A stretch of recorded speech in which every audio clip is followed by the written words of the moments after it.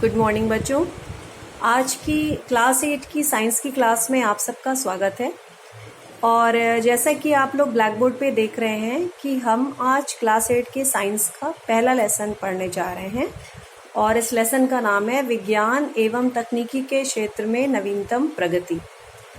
बच्चों, इस लेसन के अंदर हमको बहुत कुछ पढ़ना है और स्टार्ट करने के पहले आप लोगों को मैं ये कहना चाहूँगी कि आप जो कुछ भी अपने कान से सुन रहे हैं उसको रटने का प्रयास मत कीजिएगा, बल्कि इसको समझते जाइएगा, तो आपको ये लेसन भी अच्छा लगेगा और इससे आपका फ़ायदा भी हो। इसके अंदर हम लोगों को, जैसा ब्लैक बोर्ड पे देख रहे हैं, संचार, अंतरिक्ष, रक्षा, प्रतिरक्षा, चिकित्सा, कृषि, परिवहन, उद्योग, विनिर्माण, ऊर्जा, व्यापार आदि आदि बहुत सारी चीज़ें पढ़नी है। तो मैं एक एक क्लास में एक एक टॉपिक को लूँगी। जैसे टॉपिक पे आने से पहले मैं आप लोगों को आपके पूर्व ज्ञान की ओर ले चलती हूँ, जो आपने क्लास 6 और क्लास 7 में पढ़ा है। आप लोग को मैं, चूँकि अभी आप लोग बता नहीं सकते हैं, लेकिन आपके उत्तर को मैं मान ले रही हूँ कि आपकी तरफ से क्या उत्तर आएगा। तो मैं आपको दिखा रही हूँ कि ये मेरे सामने क्या है। आप सबका उत्तर होगा कि ये एक पेन है। मेरा प्रश्न है कि इससे हम क्या करते हैं, तो आप सब यही कहेंगे कि इससे हम लिखते हैं। तो बच्चों, मैं पूछूंगी कि क्या हमें ये प्रकृति में पाया जाता है, क्या किसी पेड़ पे, किसी खेत में या ऐसे ज़मीन के अंदर से हमको ये मिलता है? तो आपका जवाब होगा कि नहीं। तो मैं आपसे ये प्रश्न पूछना चाहती हूँ, क्योंकि हम पहले एक बार आपके दिमाग में विज्ञान की खोज के संबंध में पहले भी बातें कर चुके हैं, इसलिए उस पर ज़्यादा जोर नहीं दूंगी, मगर ये कहूँगी कि ये पेन, फिर हम जब पेन नहीं था तो कैसे लिखते थे। तो बहुत जल्दी से इसका मैं आंसर दूंगी कि ऐसा नहीं है कि हम पेन से ही लिखते थे। पाषाण युग में, आपने इतिहास में पढ़ा है, जब पाषाण यानी पत्थरों का युग था तो मनुष्य पत्थर पे भी लिखता था और उसका नाम रोजेटा पत्थर कहलाता था। रोजेटा पत्थर के नाम से लिखता था। इसके अलावा ताड़ की पत्तियों, बुर्ज की पत्तियों पर अलग अलग विधि से मनुष्य लिखता था। नुकीली चीज़ों से खोद खोद करके लिखने का काम करता था, यानी तब लिखने का काम बहुत ही कठिन था। बाद में जो स्याही का आविष्कार हुआ, एक जोस बीरो नाम के, ब्लैक बोर्ड पे आप देख रहे हैं, जोस बीरो नाम के व्यक्ति थे और इन्होंने अपने भाई जिनका नाम था जॉर्जी बीरो, इनकी दवा की दुकान थी, उनकी मदद से एक चिपचिपाहट वाली स्याही ली और उन्होंने देखा कि इससे हम लिख सकते हैं, किसी कागज़ पर, किसी चीज़ पर हम इससे लिख सकते हैं। तो उन्होंने 15 जुलाई 1938 को इसे बीरो नाम से, अपने नाम से सुरक्षित करा लिया, जिसको हम पेटेंट कराना कहते हैं। और आज भी ये ब्रिटेन, आयरलैंड, ऑस्ट्रेलिया, इटली आदि देशों में बीरो पेन के नाम से जानी जाती है, जबकि इसी को अमेरिका ने बॉल पॉइंट पेन का नाम दिया, जिसको आज आप डॉट पेन के नाम से जानते हैं।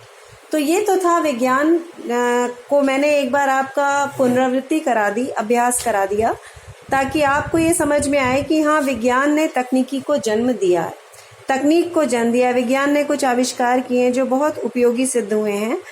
और विज्ञान ने जो सबसे महत्वपूर्ण आविष्कार किया है वो है हमारा इलेक्ट्रिसिटी या बिजली, जो सबसे क्रांतिकारी आविष्कार था। और इसी के साथ बात करते हुए मैं अपने आज के लेसन के पहले टॉपिक पे आती हूँ, जिसका नाम है संचार। और बच्चों, जब हम संचार की बात करते हैं तो पहले तो इस शब्द के अर्थ को समझना हमारे लिए ज़रूरी है कि आखिर ये संचार है क्या, संचार करने का मतलब क्या होता है। संचार करने का अर्थ होता है कि अपनी बात को, अपनी किसी भी मन के विचारों को, भाव को, सूचना को प्रसार करना, इसी को हम कहते हैं संचार। अब हमें अपना भाव कहना है, विचार कहना है, तो अगर आप देख रहे हैं, संचार हर कोई करता है, चाहे वो एक जानवर हो, चिड़िया हो, मनुष्य हो, कोई भी हो, सब संचार करने की योग्यता रखते हैं, लेकिन उनकी भाषा हम नहीं जानते। तो संचार के माध्यम, अब आप माध्यम की बात करेंगे तो आप सीधे टेलीफोन पे चले जाओगे। तो बच्चों, इसके लिए मैं आपको वापस एक बार लेके आती हूँ कि संचार के माध्यम हम देखें तो हवा भी है। जब हम एक व्यक्ति दूसरे व्यक्ति से कुछ बोलता है तो हवा के माध्यम से वो दूसरे व्यक्ति के कानों तक जाता है। जल भी है, जल के अंदर आप कुछ हिलाइए और अगर मान लीजिए कि हम दो लोग अंदर तैर रहे हैं तो अंदर की सरसराहट भी सुनाई देती है। तो हवा भी एक माध्यम है।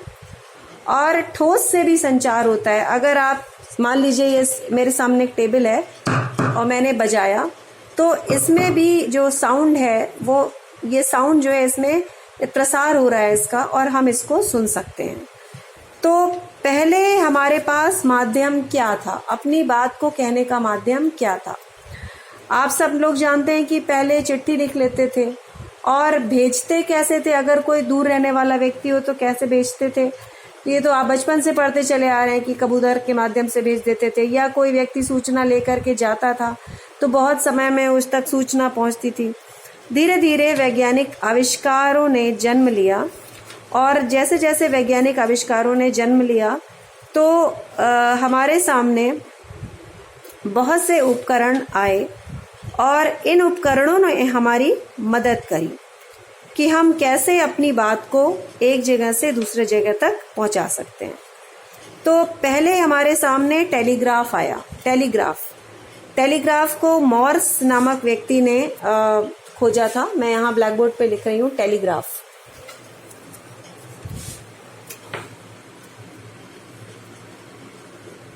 टेलीग्राफ ये मॉर्स नामक व्यक्ति ने खोजा था। टेलीग्राफ के बाद फिर टेलीफोन आया।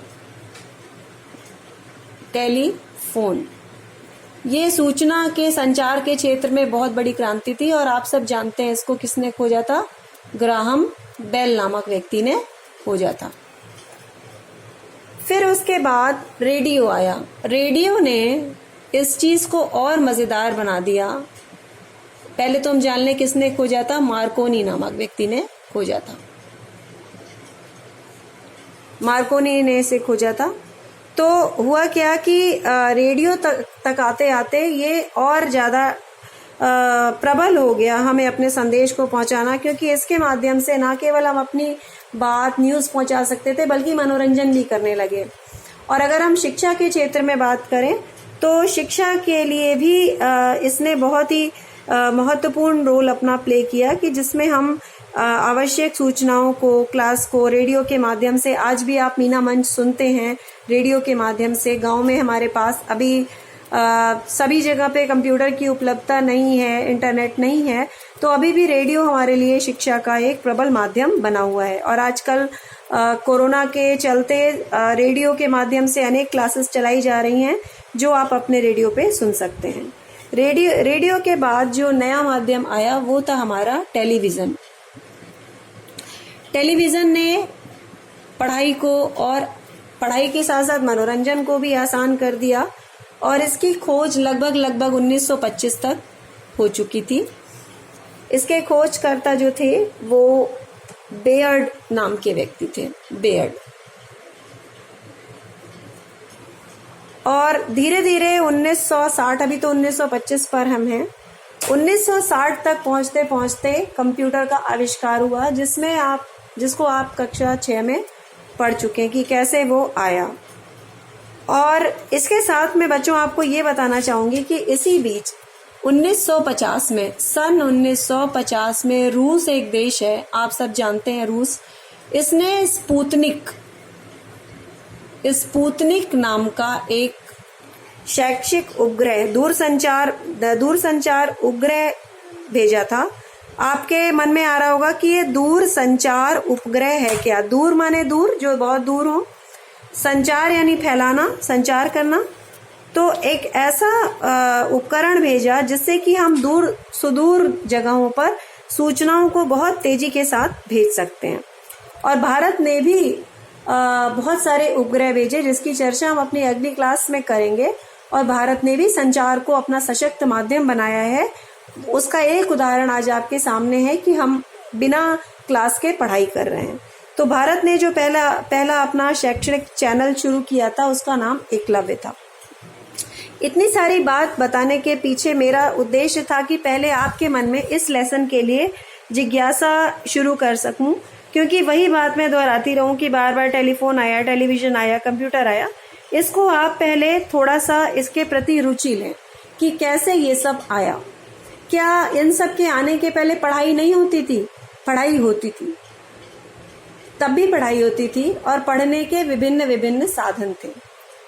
और वो साधन आप सबको पता है कि मोर के पंख को स्याही में डुबो के लिखते थे। वो आप अपने पिताजी, अपने बाबा जी से पूछेंगे तो आपको वो बताएंगे कि किस तरह से उनके समय में पढ़ाई होती थी। अब हमारे पास पढ़ाई के बहुत से साधन हो गए हैं।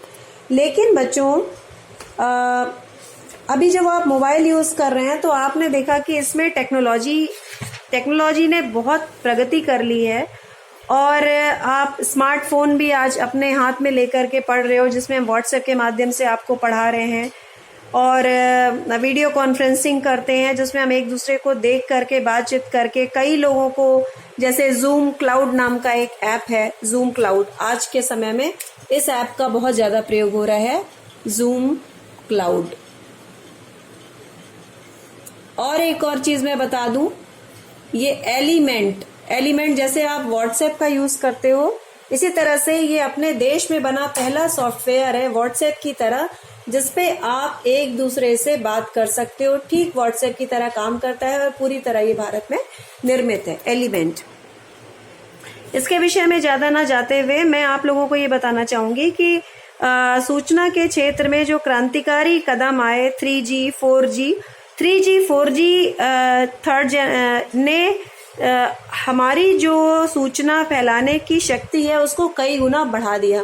हम देखते हैं कि अब हमारा फोन का जो इंटरनेट है वो बहुत तेजी से काम करता है। तो सूचना के क्षेत्र में जो महत्वपूर्ण कदम आए, हमने आपसे बात की टेलीग्राफ, टेलीफोन, रेडियो, टेलीविजन, फिर कंप्यूटर, फिर इंटरनेट। और इंटरनेट को जो महत्वपूर्ण बनाया या इंटरनेट को लाने का श्रेय किसको जाता है? जो हमारे उपग्रह हैं। उपग्रह के बिना इंटरनेट का आना संभव नहीं था। तो पहले मैं आप लोगों से बात करूंगी कि शिक्षा के क्षेत्र में सूचना ने कैसे हमारी हेल्प करी है। हम एक शब्द बहुत ज्यादा यूज करते हैं बच्चों, और उसका नाम है ICT। इसको हम कहते हैं इंफॉर्मेशन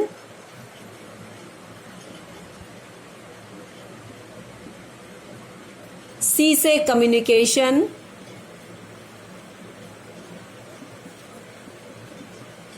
और T से टेक्नोलॉजी। ठीक है, टेक्नोलॉजी। इसका प्रयोग हम करते हैं, ICT का प्रयोग करते हैं। ICT के माध्यम से स्मार्ट क्लास, यानी कि क्लासरूम में स्क्रीन लगा के, प्रोजेक्टर लगा के, और इसका एक संक्षिप्त रूप आप लोगों ने अपने क्लास में देखा है कि जैसे अगर हमें पाचन तंत्र पढ़ना है तो हमने उसके किस तरीके से एनिमेटेड वीडियो देखे और हमें पता लग जाता है कि हमारे अंदर पाचन तंत्र कैसे काम करता है या श्वसन तंत्र कैसे काम करता है। ये भी सूचना के क्षेत्र में आई क्रांति से हमारी शिक्षा को मजबूती मिली है कि हम बिना ऑपरेशन किए देख सकते हैं कि हमारा पाचन तंत्र कैसे काम करता है, या अपने शरीर के अंगों को बिना डॉक्टर बने भी हम जान सकते हैं कि हमारे शरीर के अंदर सारे अंग कैसे व्यवस्थित हैं। तो इस तरीके से आज की इस क्लास में मैंने आप लोगों से परिचय कराया है, आप लोग को परिचय कराया है कि संचार का हमारे शिक्षा के क्षेत्र में क्या उपयोग है। जैसे दीक्षा ऐप के माध्यम से आज हमारे पास वो सभी किताबें उपलब्ध हैं जिनको हम सॉफ्ट कॉपी कहते हैं, उसको हम पढ़ सकते हैं, देख सकते हैं, और उस पे उपलब्ध वीडियो के माध्यम से हम अपने लेसन से जुड़ी जानकारियों को देख सकते हैं। तो इस सारी प्रक्रिया में, संचार की इस प्रक्रिया में, यानी अपनी बात को आप तक पहुंचाने की प्रक्रिया में, या आपको अपनी बात दूसरे तक पहुंचाने की प्रक्रिया में, या दूसरे की सूचना की जानकारी की प्रक्रिया में किसने सबसे ज्यादा मदद की है? वो है इंटरनेट। और इंटरनेट के संचरण का माध्यम भी हमारा क्या है? हवा है। ये सिग्नल किस माध्यम से चलते हैं? हवा के माध्यम से चलते हैं। ये आपकी वैज्ञानिक जानकारी थी और जागरूकता थी इस लेसन के प्रति। तो अपने अगले लेसन में मैं इस टॉपिक के अगले पार्ट्स पर जाऊंगी। पहले इस टॉपिक को मैं आगे लेते हुए चलूंगी और अगले पार्ट्स पे जाऊंगी, जिससे कि आप इस चैप्टर को समझते हुए आगे बढ़ें और इसमें आने वाले प्रश्नों को बिना रटे हुए उसके उत्तर को जान सकें। धन्यवाद।